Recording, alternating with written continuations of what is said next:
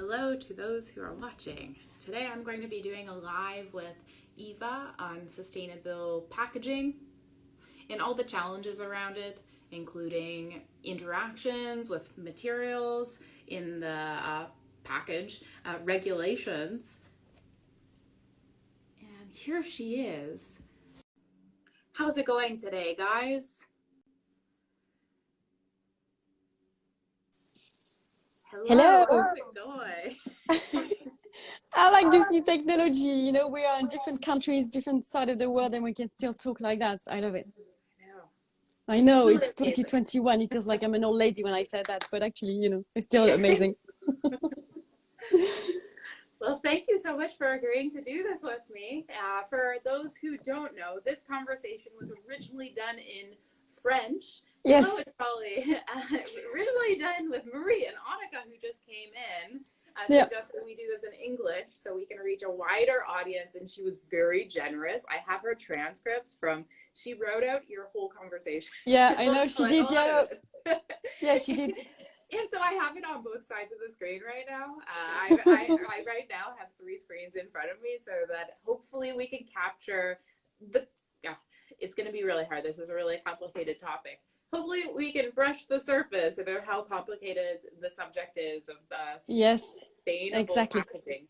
And exactly. just to get started, just because I'm sure some of my audience don't know who you are. Who are you? And also, are you working on something? And then also, where's your relevant expertise in this subject? Yes. Hello. Welcome, everybody. Thank you for having me today. Yes, we did this talk already in French because obviously, as you can hear, I'm French. And I've been working in the industry for around 15 years now on the supply side of the industry. Mostly in touch with suppliers of beauty solutions, whether packaging or ingredients, but also other types of laboratory, these kind of things, and connecting them with beauty brands. So I was working from the media side or the event side, and I was connecting the two worlds together. So I've always been in this world of manufacturing beauty. And now I'm launching a new platform that is called Resources, and is to help beauty brands understand sustainability and product development. Because as you will see tonight when we talk about packaging, it's not that easy to switch from one material to another, and one is not necessarily better than the other. You might think that glass is better than plastic, for instance, but it's not actually the case. So this is what I'm trying to decipher for beauty brands, because when a marketing director is making a new decision for a product, they don't have all the information on one go. They need to pick to one supplier, to ask one supplier or another, but it's always very subjective information. And so I'm giving them a 360 view through an online course that is called Resources. And this is to help everybody understand better packaging and better, the interaction with the formulation. So I'm going to also talk about formulation, the second topic, and you're probably gonna come into that. And I had this question while you were talking. What's the topic of today? We're going to be talking about packaging and packaging around the sustainability. That was a really weird way of saying it, but sustainability and packaging. And I guess my first question, I feel like a lot of people are under this idea, like an assumption that if you switch from plastic, then it's going to be more eco-friendly. This is something that really bothers me, because when I look at like LCAs, paper is actually a lot more intensive. So is glass. There's a lot to this that I think people just like to paint it black and white because it feels better, because it's so complicated. And also, I feel like maybe a lot of people and brands might be feeling guilty about their purchases, and it's just something that just makes them feel better. I don't know, maybe that's not true. But my first question is, what are some of the challenges associated with different packaging options? This is a really large topic, but you gotta wade in. I guess. So when you talk about packaging, you have to take into consideration the raw material sourcing. So for glass and for aluminum, for instance, it's much more degrading to the earth than it is for plastic, for instance, because plastic is actually a byproduct of petrochemical. So petrochemical are already extracted from the earth, and plastic are a byproduct of that. So when you think about glass or aluminum is sourced for the purpose of aluminum. There's no other byproduct. So in itself, sourcing is really hard for this kind of material. And you also need to think about the manufacturing and the transportation of the raw material to the manufacturer, and whether the manufacturing and the transformation process is going to be extensive as well in terms of CO2. For instance, just to give you an example, to melt glass, it's with 1200 degrees Celsius to melt glass, when plastic is 180 Celsius to melt. So you can see it's 10 times the same amount of, it's 10 times for glass. So manufacturing process of glass will be heavier on the environment. Just a quick example. And then the transportation, when the product is finished and is filled with your formula, glass is much heavier than plastic. So so plastic like that is very light when glass is very heavy. So when you think about that, the CO2 emission for transportation is going to be very heavy. So when you think about packaging, you need to think about the entire supply chain and the entire from sourcing to transportation to manufacturing to transportation again, and then finish and end of life. To be fair, glass is recycled really widely, so it's good recycling. But glass, when it becomes recycled, it turns green, it turns greener. So it's not necessarily reintegrated into the cosmetic industry, because beauty product, they want to have a very white, very transparent glass. So the same goes for plastic. Plastic is widely recycled, so chances are that your plastic is going to be recycled as well. But you have to, the things like with plastic, everything it depends on the country, even on the city where they manage that. So it's not that simple. Glass is not necessarily better than plastic. Glass become better when you reuse it for at least 5 times. But under that, plastic is better.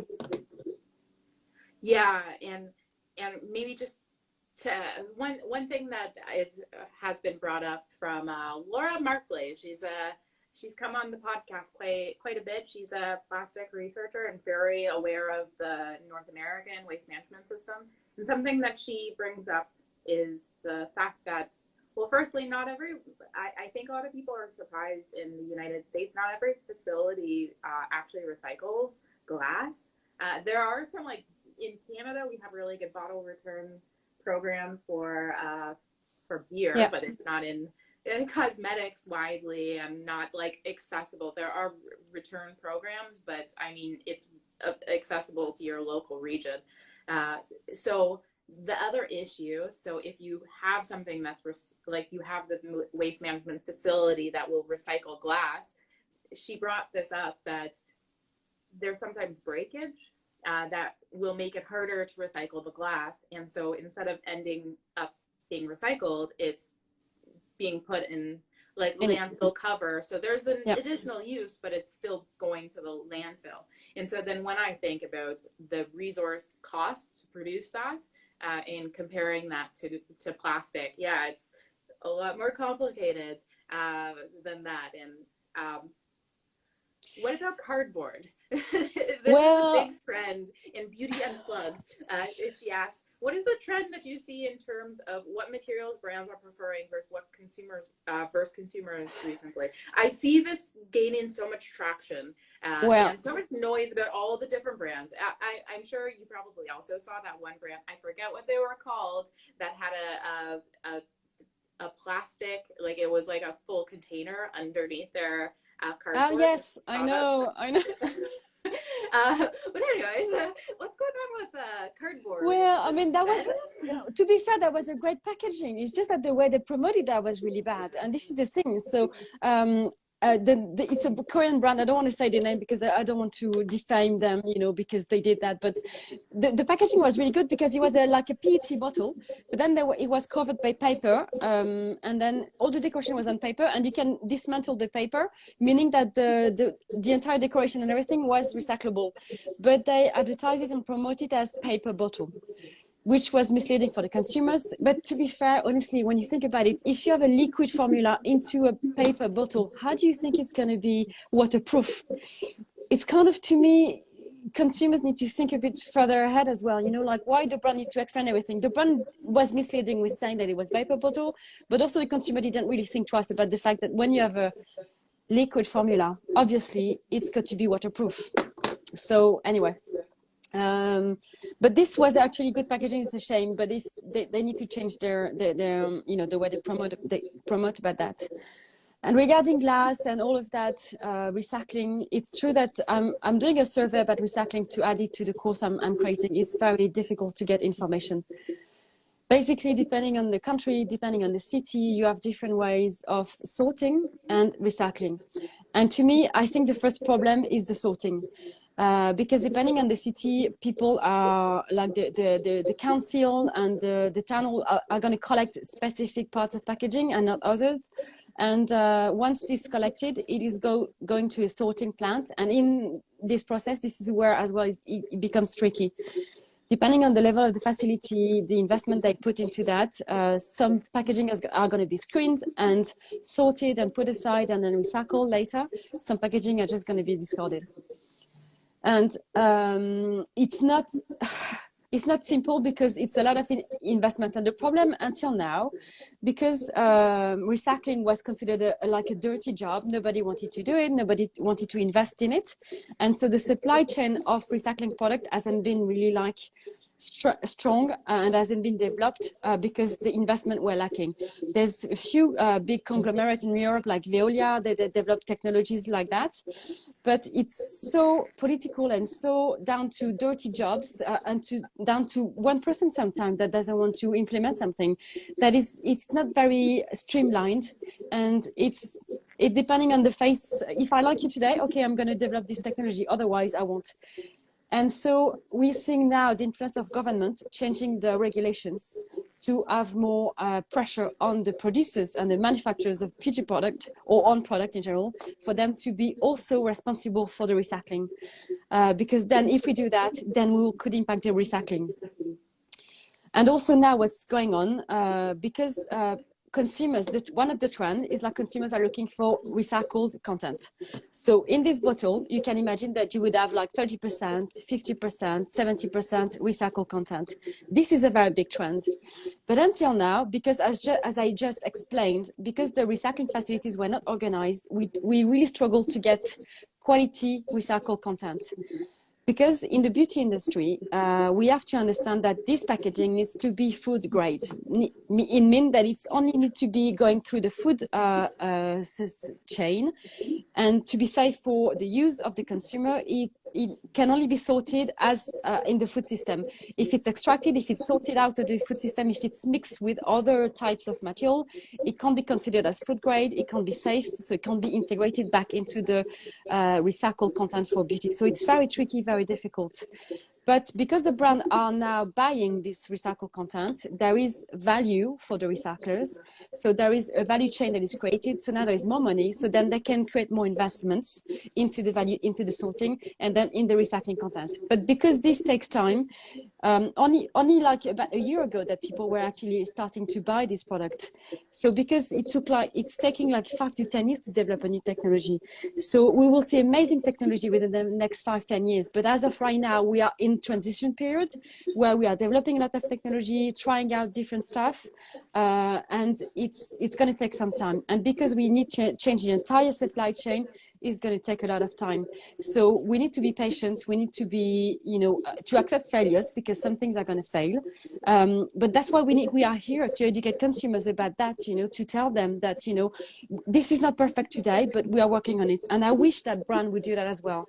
Like, instead of talking, we have the best packaging, we have biodegradable. Oh, I heard that word, biodegradable. This is so misleading.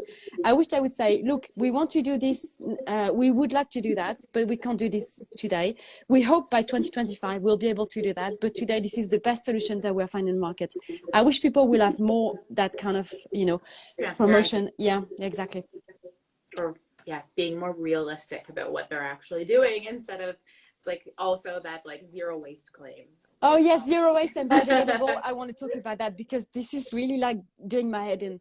They are so misleading claims. So biodegradable first, because as you can imagine, if a packaging is thick like that, if it's like very rigid, very hard, it's highly unlikely that it would biodegrade in your garden.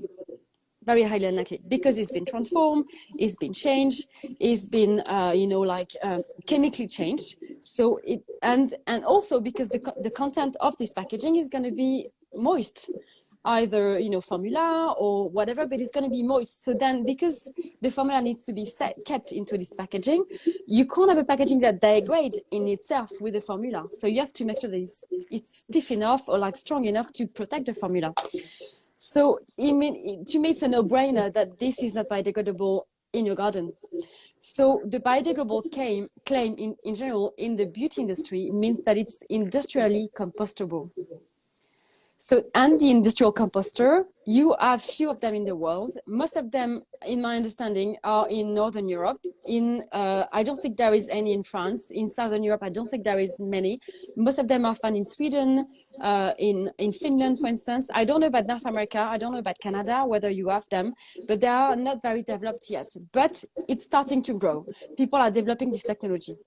But industrial composter, basically they take the waste, they put it in a composter, and it's under specific condition of temperature, moisture, and a mix of material. Because if you only have this kind of material, you can't degrade.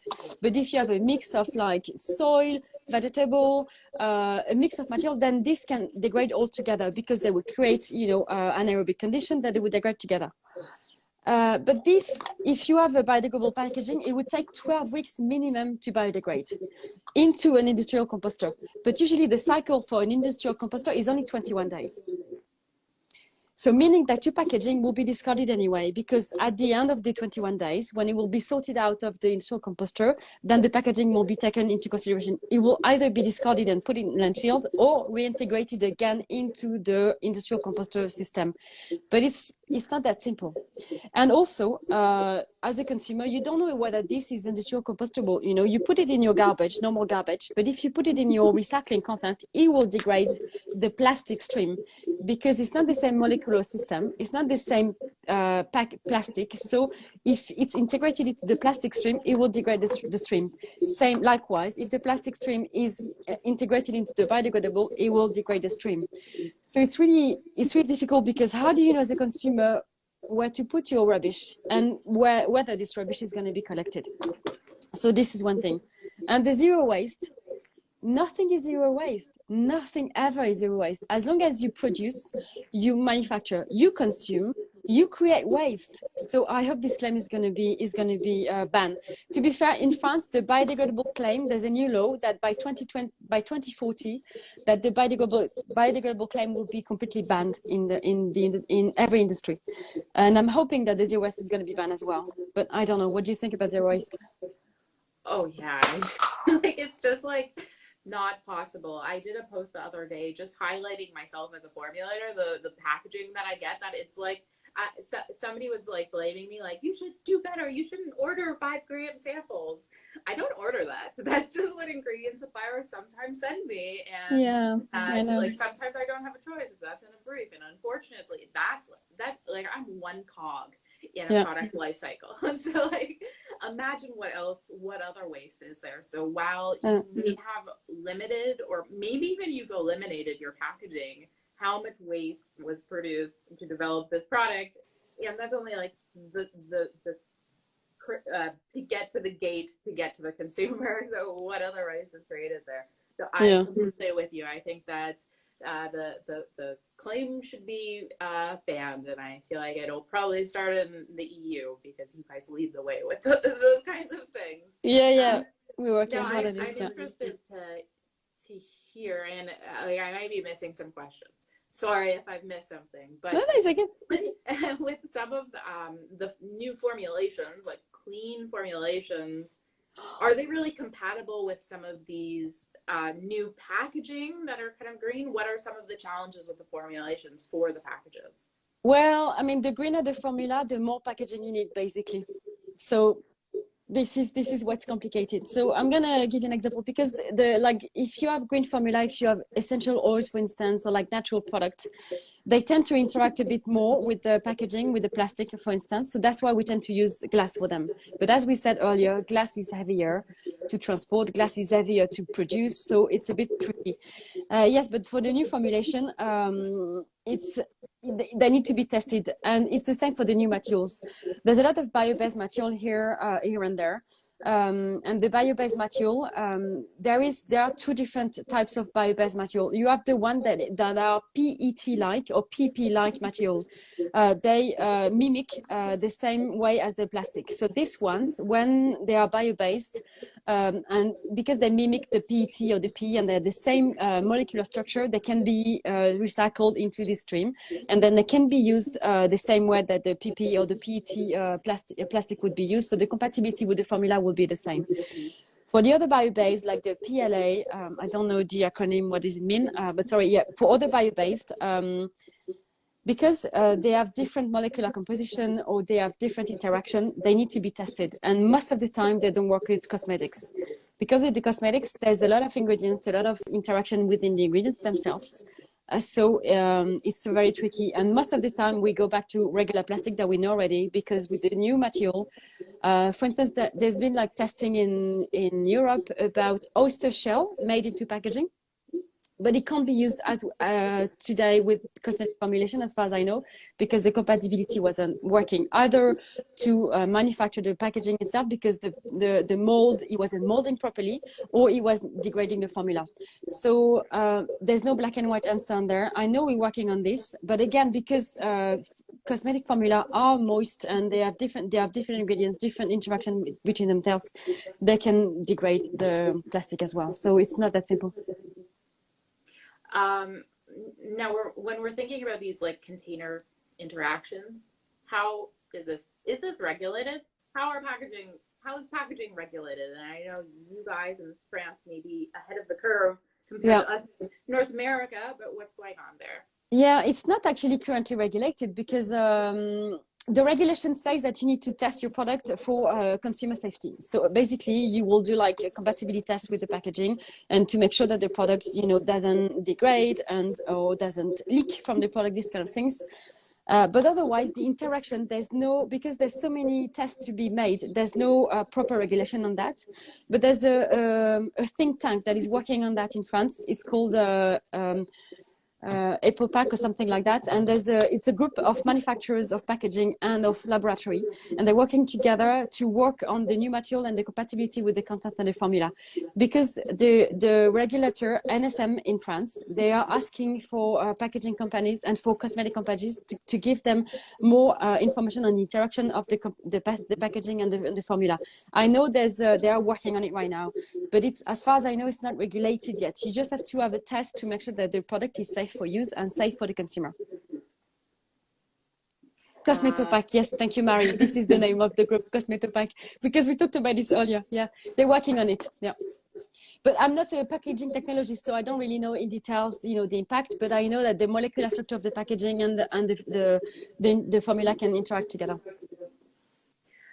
Miss Peach, yes, we will be publishing this. We'll be publishing it on our feed after. Yeah. I just thought that I'd go through some of the Alors the green parakeet, she said, does this apply to Sulapac? When I was talking about biodegradable, I was talking about Sulapac. Sulapac, it's a 12 weeks degradable system into an industrial composter. Yeah.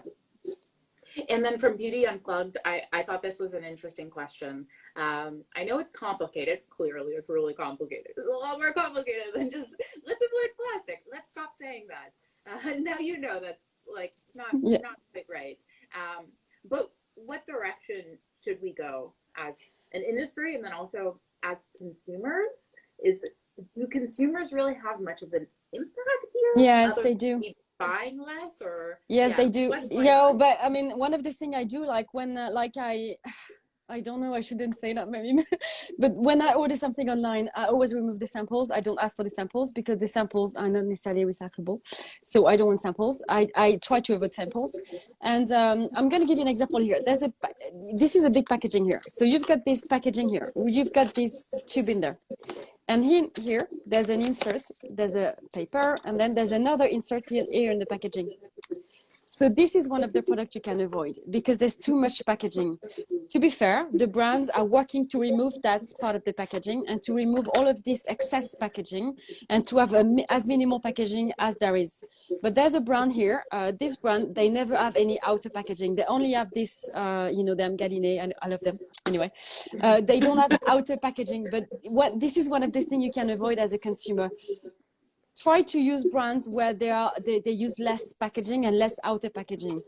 Sometimes why do we use outer packaging like this? Is to protect the product. Like if you have a serum, like typical this one, it's, you know, you understand that this is a very sensitive product, so it needs to be protected. So, but this is a serum.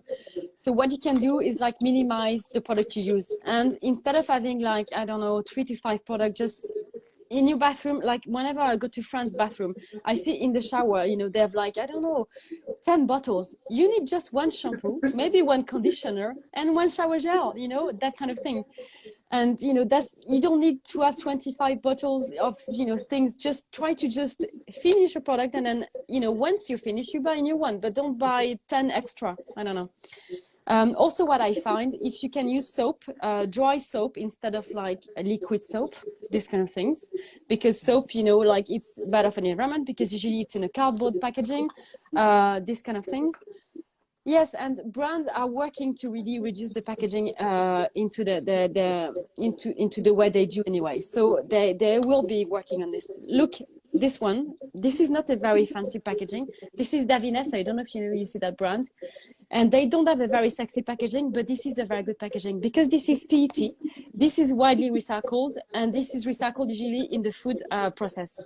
So this is a very good packaging. It's ugly, but it does the job. Honestly, it's a great packaging. Just an example. Yeah. Yeah, and I guess like just within, I guess for all packaging types, what are some things that you wish more brands would do to maybe enhance this, like easy steps that they can take? And maybe it's not so easy because they have to meet very large MOQs. So yeah, I mean, but I'm just kind of thinking about, because the packaging that you just showed wasn't like a mixed material, so it'd be easier, like with that straight PET, so it was easier. The easier is monomaterial, so stop having a mix of material. One of the things, this instance, for instance, this is a tube. It's likely to be monomaterial, and because it's monomaterial, it's probably PP. I'm not sure, because this is completely biodegradable, recyclable. Sorry. So yes, brands should do monomaterial. They're already working on that. What's tricky about the monomaterial is the pump, because the pump here, I don't know if you can see, but there's a metal in there. There's several, but like the packaging manufacturers are working on having monomaterial pumps. So this is what's happening in the background of the industry, and we are going to see this kind of innovation within a year, or 18 months or 2 years time.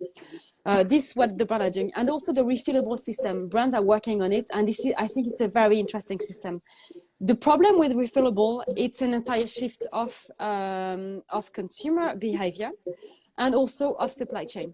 So it's very complicated to implement, and it's going to take years for this to pick up. But to be fair, Body Shop has released, like in France, and I think in other countries, a refillable system for rinse-off product. So if Body Shop does that, and if other retailers do that, they make the system available for a wider range of population, and for geographically as well, a wider range of countries and cities and stuff like that. So it means that this system overall is going to be available to more people. So it's going to take time, but I think the refillable system is a very interesting solution. Oh, and before we jump on to the next question that we got from the audience, something that came up in your live with Marie was around the metallic artistry. What's that called? Labeling that's on the packaging. So like the decoration, you mean? Is it art? Decoration. That's the name of it. Yeah. The metallization. So this is it, for instance. This is actually an aluminum pack, so it's not metallization, but this is metallization. This is metallization because this is probably a plastic pump which has been metallized. Yes, this is very bad for the environment. So this is not very good because the metallization renders the product not recyclable. But to be fair, this is a pump, and because this pump is made of many different pieces in there, I don't know if you can see, then this pump in itself is not really recyclable. So I don't know, it's bad, but it's not that bad because this one is not recyclable. But once this become recyclable, it would be hard to get, it would be good to stop metallization. But the thing is like, there's something I try to explain as well on the live. Like, as a consumer, how long do you have to make a choice, to make a decision about buying a product?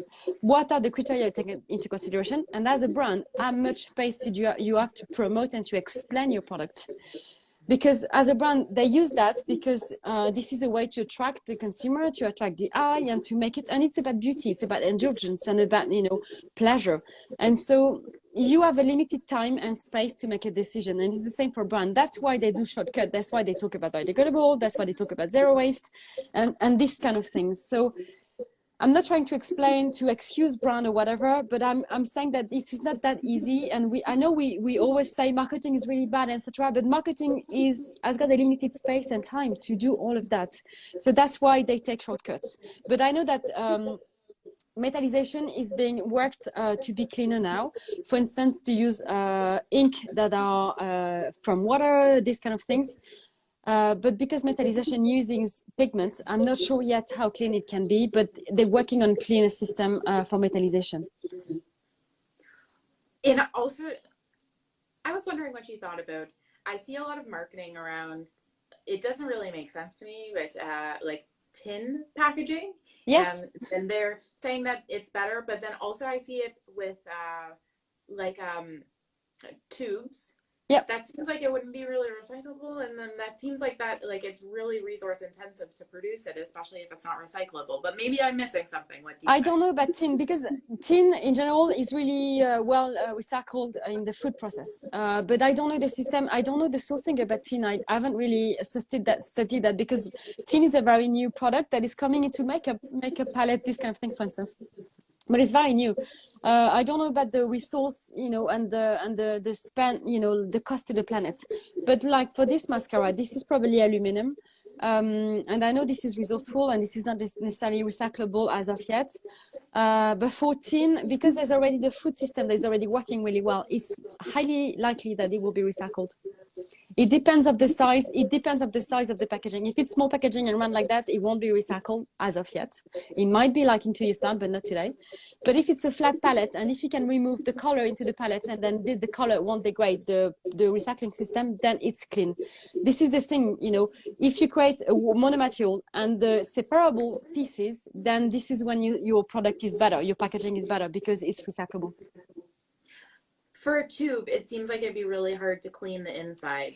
Yes, this is it would be too much time for waste management to recycle it. Yes, I know tube are really tricky, and I think tube for creams are a very bad idea. That's my opinion. Don't say that to L'Occitane because they just moved their bestseller to an aluminum tube. But tube is, and there's one brand in the UK, I don't know if you know them, but Upcycle. They were using aluminum tube for their body scrubs, and at the end, you only could take off 60% of the product. There was always 30 to 40% of the product left in there. And when you crack the tube, when you press the tube, it cracks as well, and it just breaks. It can break your hand, and the formula can go out in a different way. So yeah, I agree with you. The tubes are really bad for recycling. I don't have all the information there. I need to study that about tin tubes, but for aluminum tube, I know it's really tricky. Yeah. Yeah, and I was using a cleanser in a product, a packaging like that, and because it got so thick, the texture on the top, it broke out the side. The product is really hard to use. I don't want to use it. I'll try to continue using it, but for the average consumer, who's going to use all of that? Yeah, exactly. It makes me kind of frustrated because they're marketing that this is like a greener choice, or at least they're insinuating it to the consumer, and it just doesn't seem right. The other one that I wanted to ask you about, just because it's becoming more and more popular, is bio-based plastics. For example, things with sugarcane. And so I've worked with brands before that have opted for sugarcane plastic, and then they were so excited about the LCA, but they only did an LCA to the gate, cradle to gate, and hadn't actually seen to the grave or to the cradle.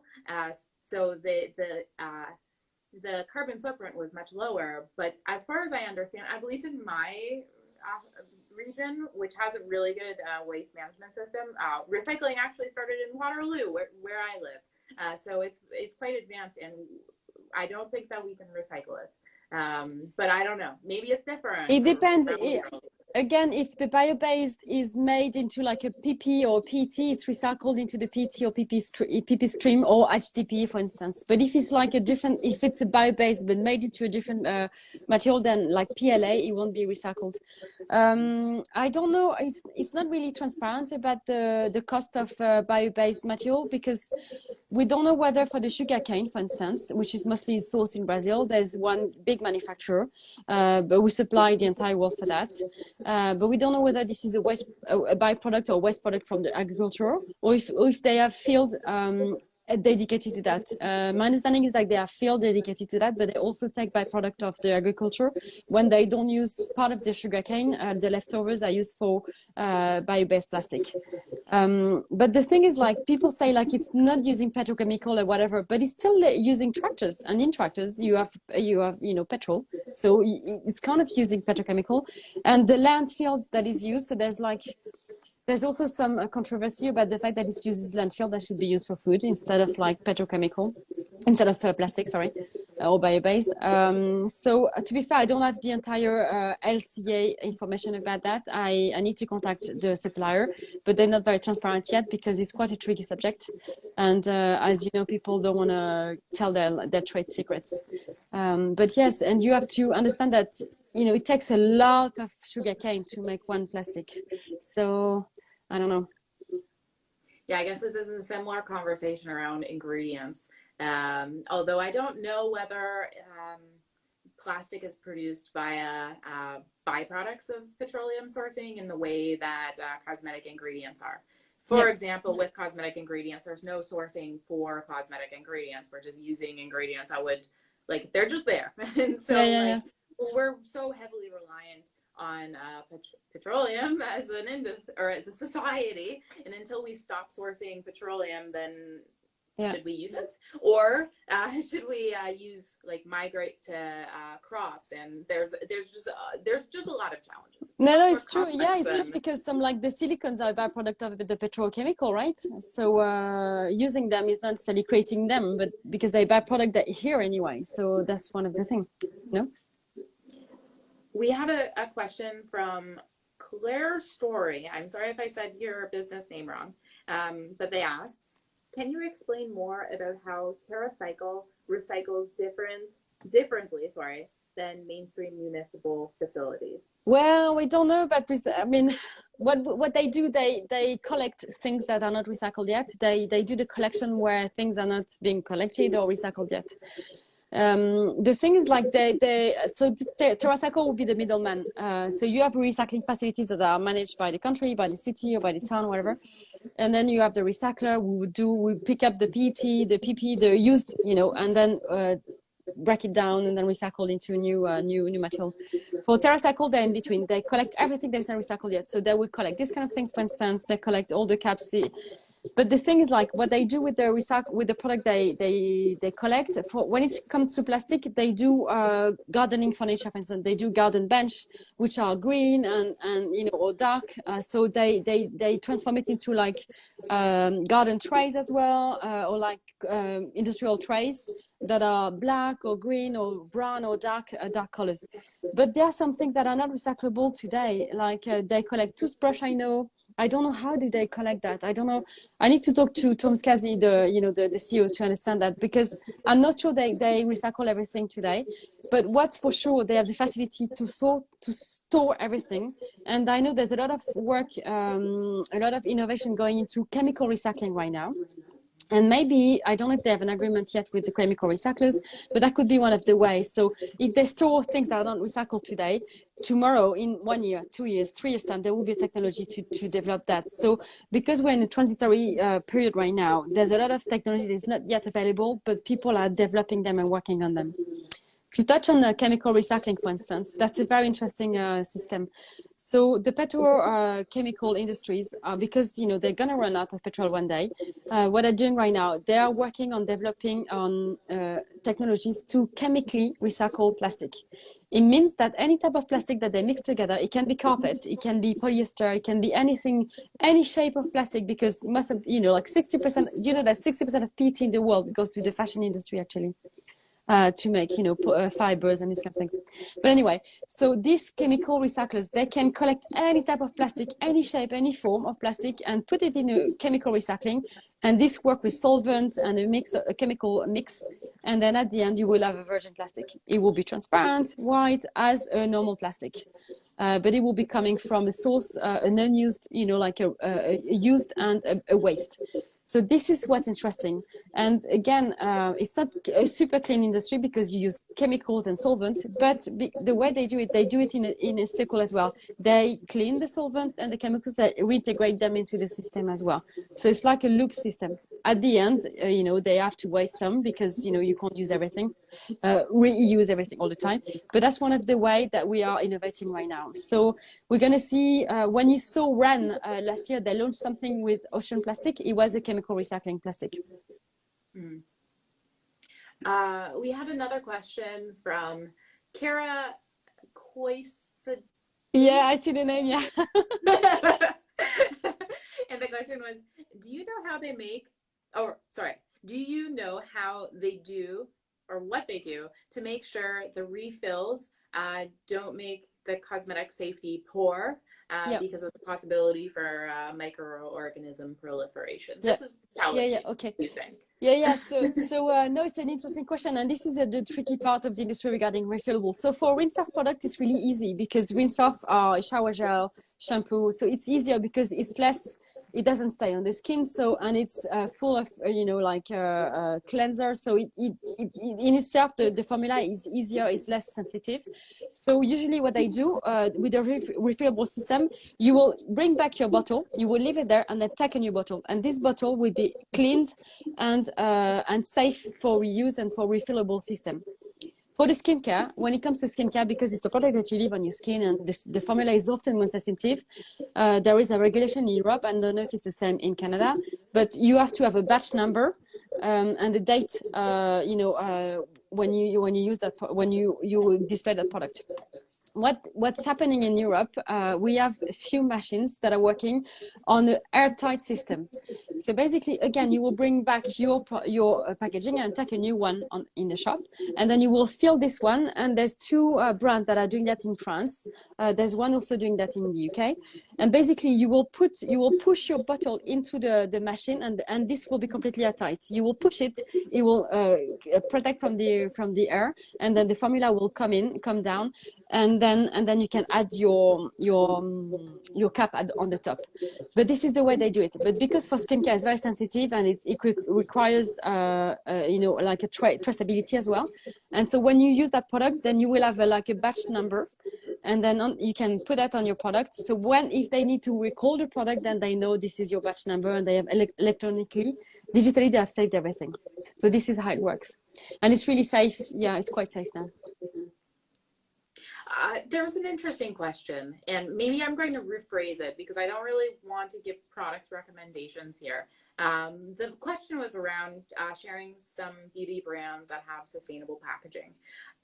Is there a packaging that is firstly sustainable, for everyone, but also can consumer products be sustainable because consumption is per capita, the most environmentally disruptive thing that we do, and maybe we should just buy less, and if you like a product so that you're going to use the whole thing, then use less. Maybe that's more of the answer rather than I don't know. I feel triggered when brands say that they are sustainable because it just isn't compatible with reality as far as I understand it. But what do you think? Well, they're really working on it in the background because now they've been told off by people like you, like me, or by consumers on Instagram. So they can't go on about their business as normal as they used to do. So they are really working with their ass off, on working on making a product better. One of the way they're doing this, they're moving to monomaterial. So if you see a monomaterial pack, this is a more sustainable packaging. Um, I don't know. I don't know what to say. I say that no brand is 100% sustainable today. No brand, because as soon as they manufacture, they use water, they use something. But there are some brands that are better than others. And to be fair, I think the indie brands are doing a good job. Because the indie brand, you have to know that it's easier as well because they have small batch. They control the production. They know where they manufacture. Often they have their own laboratory, or they manufacture themselves. Or if they don't, they have a small localized manufacturing with a small lab.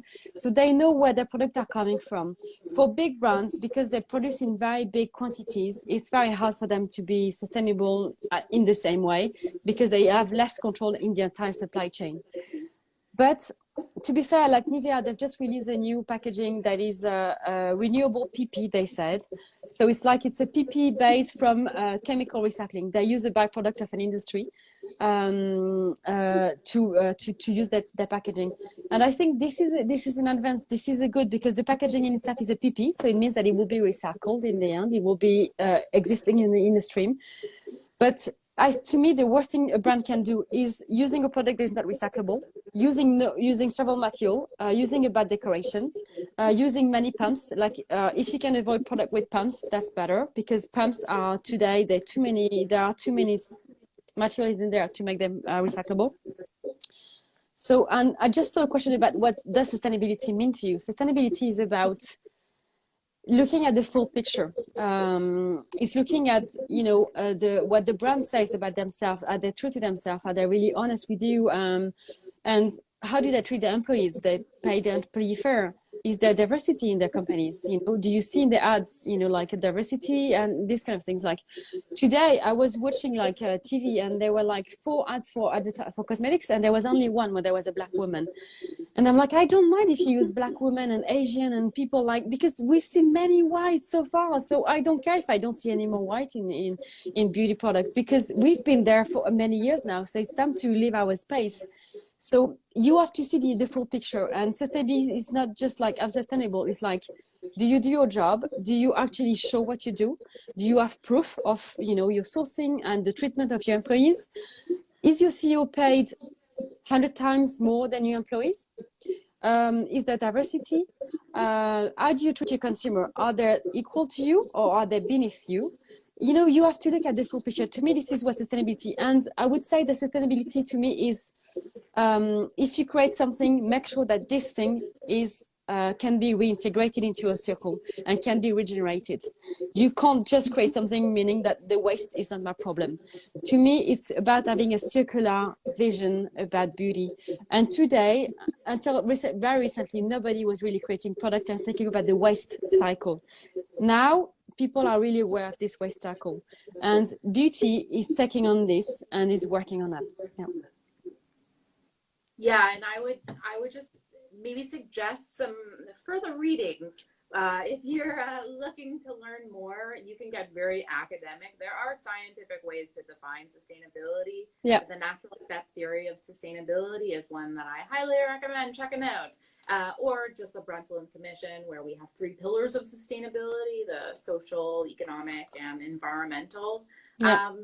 Pillar. I also, with that, there's a nested theory of sustainability that highlights kind of the further, or I guess the layers of importance, because if you think about it, without the earth, then we can't grow food to feed our society. Without our society, we have no economy. So just to highlight what's important with sustainability, but ultimately it's about doing things in a way that will be viable into the future if things continue as they are.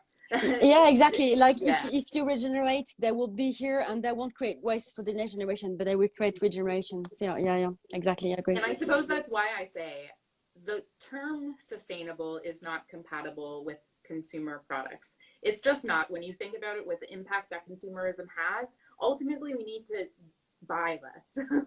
Yeah. You just need to slow down consumption. This is a ginormous topic, and if anyone's looking to do like a deep dive into it, the GDP is very closely tied with this and very much worth exploring a little bit more. Yeah. But what I would say for brands instead of saying that you're sustainable, saying you're more sustainable. You're doing things better. You're doing things the best that you can because sustainability is a moving target. Exactly. So that's why I personally feel like triggered and like Yeah, angry yeah. when I But that's people say yeah.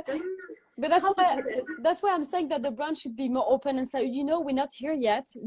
This is our target, but we're not there yet. We want to do this, and yeah, and I wish they would say that we can't use this product because although it's best in the consumer's mind, it's actually like that. No. I wish they would give, and that's why I'm building the content I'm building, to give them the claims, to you know, to give them the information to substantiate their claims, because it's very difficult. Yeah, it's very hard. I agree with you. Nobody is 100% sustainable today. On that note, we've been talking more time than you agreed to, but I want to ask you two more questions. Okay, fine. The first question, do you have any final take-homes that you'd like to leave with our audience just to kind of wrap up this conversation? Or maybe there's something that we missed that you want to add in that you think is really important? Yeah, I would urge consumer to think twice, you know, like, I know you do the same as well, you educate them, but like, you know, the fact that consumers were annoyed by the brand that used paper bottle in Korea, come on, you know, just, if you have a cream in your paper, you know, think about the fact that it needs to be protected, so it has to have plastic. So it's just like, stop making shortcuts as well as consumers. I don't know, don't fall into the pit of, you know, like, oh, it's easy, I can take it, you know. I don't know, because nothing is easy in life. That's one thing I've learned. I don't know about you, but nothing comes easy. Nothing comes easy. And so, yeah, so think twice and inform yourself. Don't expect for people to tell you what to do, and just read. And there's many people like me, like you know, that are here to inform you.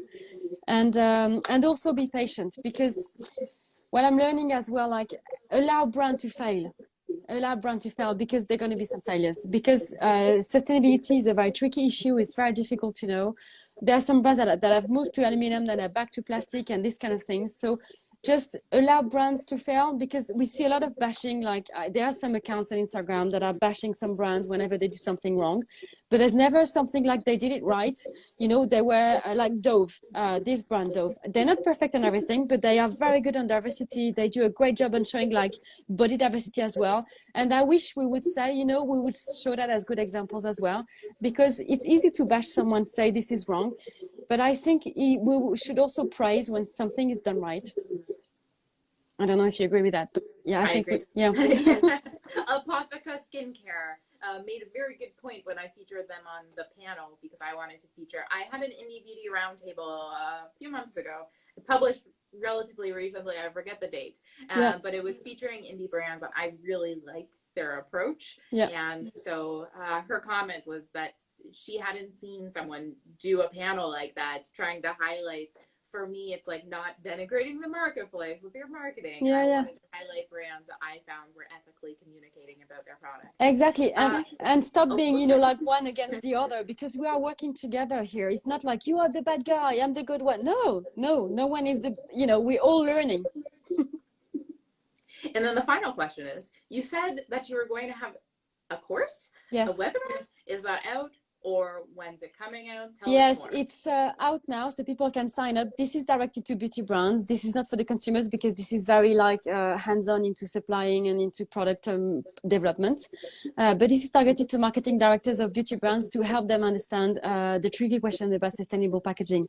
And so there will be 5 modules. The first one is about packaging, and the second one is about formulation. And there is more information about my website, so I won't go into details here.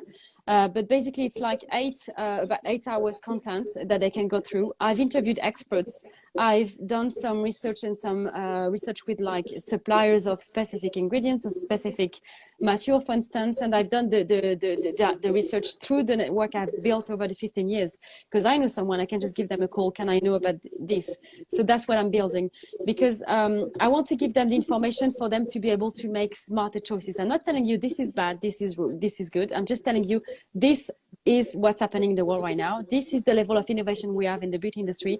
And this is how you are informed and how you can now inform your consumers. Because I want to give the arguments and the information into the hands of the marketing directors, because we bash them a lot today, but they have a really tough job because they need to make money. They need to serve CFOs, CEOs that don't care about, the complication. And I want to help them understand that. And usually the suppliers and the laboratory, they don't work with marketing because they don't understand each other. So I'm basically trying to help them understand each other. Well, Eva, thank you so much for agreeing to this. We have only brushed the surface. There's so much more to dive into, but you're going to come on my platform some more. Sorry, I haven't got back to you. No, whenever. No, don't worry. We're all very busy. I'm really amazed. I wanted to. Yeah. Oh, sorry. I wanted to thank you, by the way, because I think you're doing amazing things and we need people like you, and you are very inspiring. And I'm glad that we are talking together because this is the new world nowadays. We collaborate together. We come from different backgrounds, but we come together. And I'm really inspired by what you're doing. So well done and keep going. Thank you. Thank you so much. And stay tuned for more from Eva. I think we're talking about doing a webinar on our Discord, right? Yeah. And then also a roundtable conversation with a few more guests. Laura Markley will probably come back, but hopefully we can find a regulatory voice, and stay tuned for that. Yes. Thank you. Thank you. Have a good evening. Have a great rest of your day. Have a good afternoon. Bye. Yeah, you. Bye.